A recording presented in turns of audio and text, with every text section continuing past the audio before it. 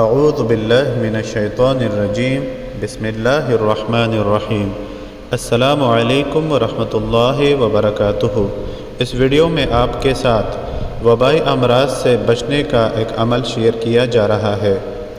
اگر کسی شہر میں کوئی وبا پھوٹ پڑے اور یہ خوف ہو کہ وہ کسی وبائی مرض میں مبتلا نہ ہو جائے تو اسے چاہیے کہ روزانہ بعد از نماز فجر 3992 مرتبہ اول و آخر 7 مرتبہ درود شریف کے ساتھ اس اسم پاک یا حفیظو کو پڑھے اور پانی پر دم کرے۔